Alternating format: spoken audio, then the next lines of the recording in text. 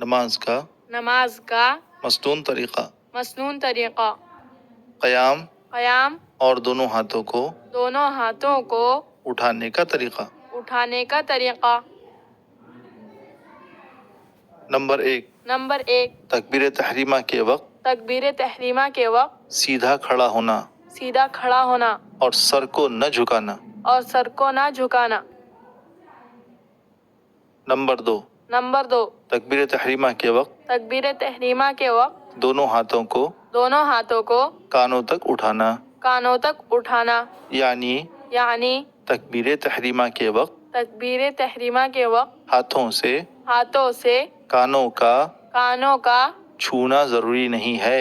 چھونا ضروری نہیں ہے۔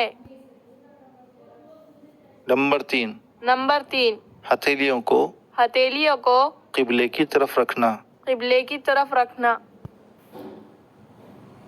نمبر 4، نمبر 4، انگلیوں کو انگلیوں کو اپنی حالت پر رکھنا، اپنی حالت پر رکھنا، یعنی یعنی نہ زیادہ کھلی رکھنا نہ زیادہ کھلی رکھنا اور نہ زیادہ بند رکھنا۔ اور نہ زیادہ بند رکھنا۔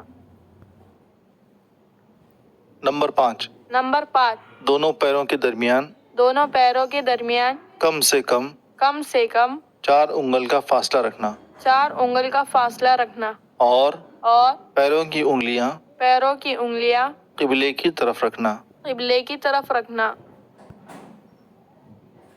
نمبر 6، نمبر 6، حالت قیام میں حالت قیام میں نگاہ کو نگاہ کو سجدے کی جگہ رکھنا۔ سجدے کی جگہ رکھنا۔